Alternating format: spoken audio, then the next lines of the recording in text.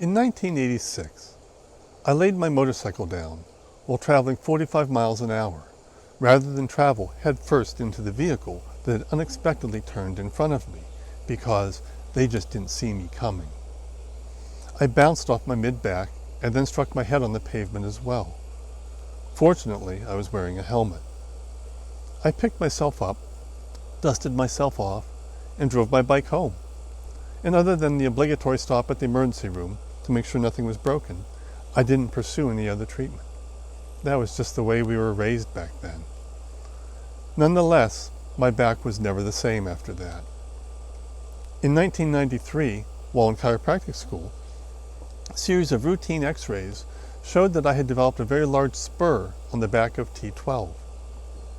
Apparently, when I struck the pavement, the trauma caused the T12 disc to rupture, and the stress on the annular fibers over time drew calcium, which caused it to ossify and form this large bone spur. In 2000, an MRI revealed that that bone spur was actually cutting into the central canal, the spinal canal, cutting that diameter by more than half, something they call spinal stenosis. In 2019, I got to the point where I needed to use a cane while walking in order to avoid falling. I sought care from a neurologist and a neurosurgeon, and was told at the time that surgery wouldn't likely help me due to the long-standing nature of my condition. In 2021, I sought an opinion from another neurologist and another neurosurgeon. This particular neurosurgeon did want me to have surgery. She said that it wouldn't reverse anything that we had, but it might prevent it from getting worse. However, the surgery she recommended was very invasive and risky. She proposed a 5-level fusion after first cutting away bone, going in, physically moving the cord, damaged cord, out of the way and cleaning off that bone spur. The cord, when it's damaged, becomes very friable, which means it gets kind of mushy. And this would be very risky. There was a considerable risk that I could end up paralyzed from the surgery itself, and the type of surgery itself carries a much higher mortality rate as well. I decided to go for a second opinion because, first off, fusions are usually only indicated when there's evidence of instability in the spine. They did flexion extension x-rays and found no instability whatsoever. The other big indicator usually for a fusion is a lot of pain. And I didn't have any pain. I still don't have hardly any back pain. It just didn't seem worth the risk for what I had. So I decided to go for a second opinion. Unfortunately, while looking for that second opinion, it was discovered that I had prostate cancer, so everything got put on hold. In 2023, I decided to look into it again. My roommate, while I was at Roswell for my cancer surgery, had very good experience with a neurosurgeon that specialized in minimally invasive spinal surgeries, and so I connected with them.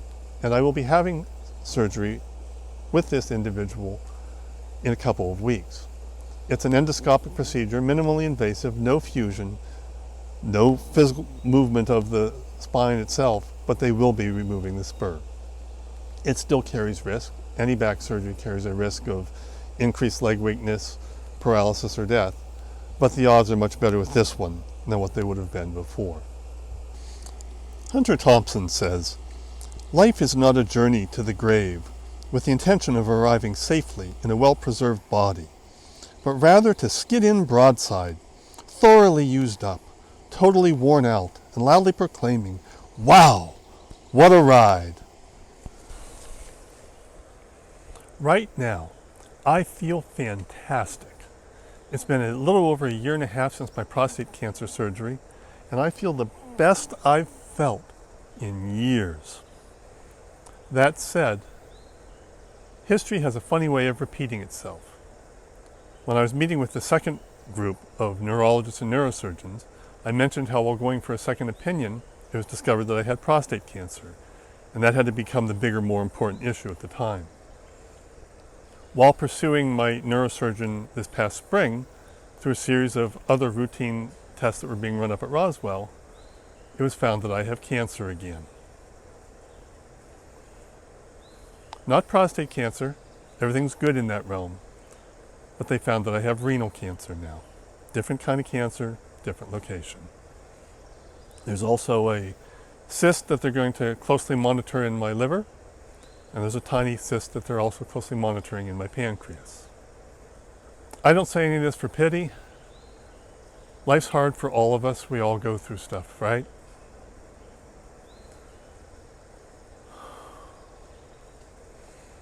Ozzy Osbourne says in one of his songs that dying's easy, it's living that's hard. I get that. I do get that. Ullie Kaye is a modern day poet, and she's one of my favorites. She has a poem called Try Again. Try again. Guard your heart, precious one. Do not let yourself grow cold. Stay soft, even when the earth around you rumbles and roars. If you cannot move mountains, move a stone. Listen to the stories of those who have lost everything. They know the secret to overcoming.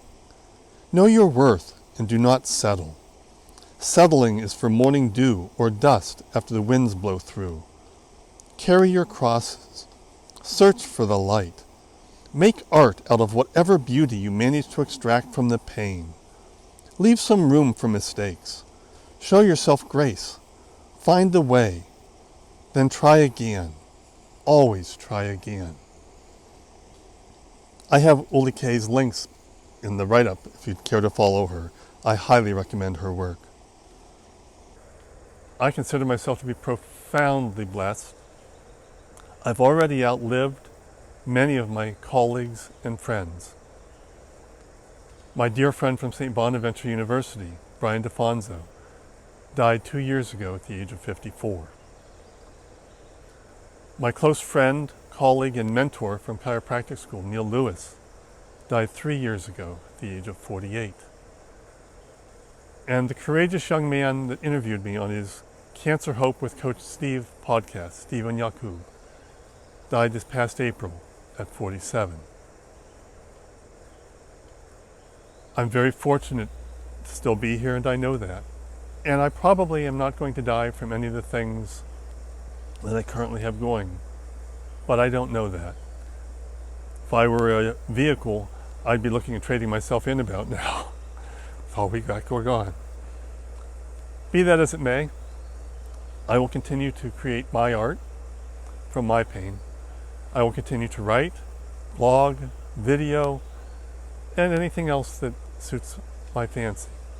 I hope it inspires you. If I can get through this, you all can get through this. Wow, what a ride.